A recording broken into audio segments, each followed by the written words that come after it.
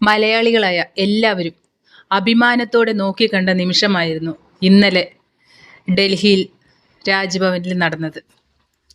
നമ്മുടെ എല്ലാം പ്രിയങ്കരനായ ലാലേട്ടൻ ദാദാ സാഹിബ് ഫാൽക്കെ അവാർഡ് ഏറ്റുവാങ്ങിയിരിക്കുകയാണ്.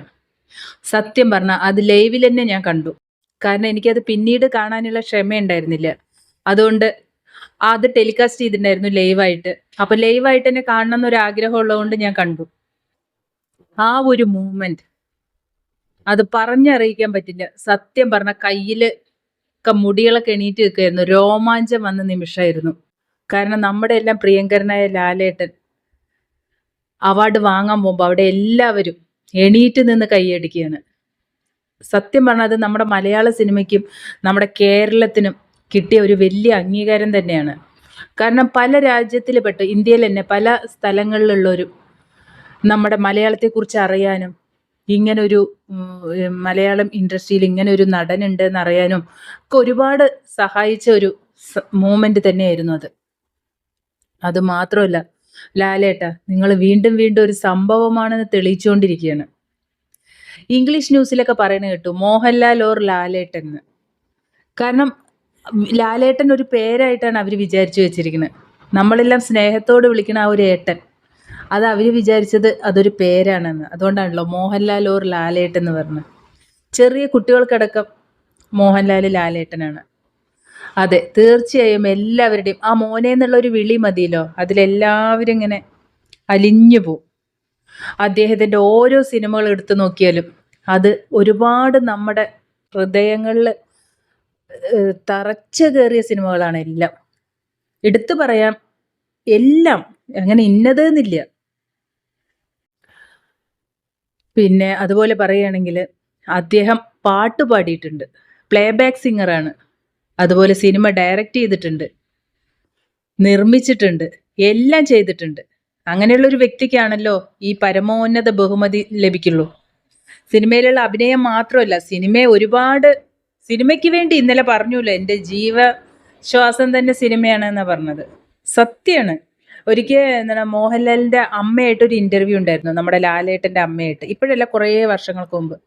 അപ്പോൾ പറഞ്ഞിട്ടുണ്ടായിരുന്നു, ഏത് സമയവും സിനിമ ആ ഒരു ചിന്തയുള്ളൂ. ചെറുപ്പം തൊട്ട് 17 വയസ്സിൽ വന്നതാണ്. അപ്പോൾ ഇത്രയും ഡെഡിക്കേറ്റഡായി ഒരു സിനിമയെ സ്നേഹിക്കുന്ന ഒരാൾക്ക് കിട്ടിയില്ലെങ്കിൽ പിന്നെ വേറെ ആർക്കാണ് കിട്ടേണ്ടത്? കാരണം അത്ര ഇപ്പോഴും സജീവമായി നിൽക്കുകയാണ് സിനിമയ്ക്ക് വേണ്ടിയിട്ട്. എന്ത് വേണമെങ്കിലും സിനിമ പറഞ്ഞിട്ട് നടക്കുകയാണ്. അതുപോലെ അദ്ദേഹത്തിൻ്റെ വൈഫിനോട് ഒരിക്കൽ ഇൻ്റർവ്യൂ കണ്ടിട്ടുണ്ടായിരുന്നു. ആ ഇൻ്റർവ്യൂവിൽ അവരും അതന്നെ പറയുന്നത്. എല്ലാവരും ചോദിക്കും, എന്താണ് ഈ വൈഫ് പറയാറുണ്ട്, കിട്ടാറേ ഇല്ല, വീട്ടിൽ വരാറേ ഇല്ല. കൊറോണ സമയത്താണ് കുറച്ചൊന്ന് സംസാരിക്കാനും അടുത്ത് ഇടപഴകാനും കിട്ടിയിരിക്കണമെന്ന്. ഫുൾ സിനിമയെക്കുറിച്ചുള്ള കാര്യങ്ങൾ, സിനിമയ്ക്ക് വേണ്ടിയിട്ടുള്ള ഹാർഡ് വർക്ക് ചെയ്യൽ, സിനിമയ്ക്ക് വേണ്ടിയിട്ടുള്ള സ്ക്രിപ്റ്റ് പഠിക്കൽ, ഇങ്ങനെയുള്ള കാര്യം മാത്രമാണ് അദ്ദേഹത്തിനുള്ളത്. എന്തായാലും അദ്ദേഹം നമ്മുടെ മലയാളിയായതിൽ ഒരുപാട് അഭിമാനിക്കണം. പിന്നെ അത് മാത്രമല്ല, അദ്ദേഹത്തിൻ്റെ ആ ഡ്രസ്സിങ് ആണ് ഇന്നലെ എന്നെ ശരിക്കും പറഞ്ഞാൽ വല്ലാതെ അട്രാക്ട് ചെയ്തത്. കാരണം വേണമെങ്കിൽ കോട്ടിടുക, സൂട്ടിടുക, അങ്ങനെ എന്ത് വേഷത്തിൽ വേണമെങ്കിലും പോവാം. അങ്ങനെ അവർക്ക് മിക്കവരും അങ്ങനെ പോവാറ്.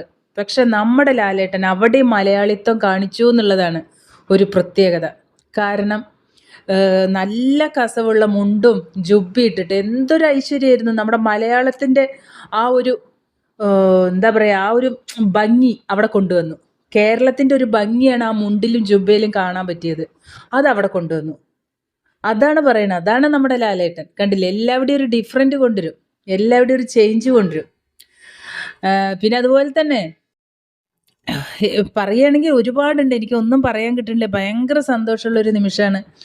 ലാലേട്ടനെ ഇതുവരെ നേരിട്ട് കാണാനോ അദ്ദേഹത്തിൻ്റെ കാണണം എന്നൊക്കെ ആഗ്രഹമുണ്ട്, പക്ഷെ ഇതുവരെ പറ്റിയിട്ടില്ല. ഞാൻ ആഗ്രഹിക്കും, ഞാൻ ഇടുന്ന ഈ വീഡിയോ, ഞാനൊക്കെ വെറും ഒരു യൂട്യൂബിൽ ഒന്നും അല്ലാത്ത ഒരാളാണ്.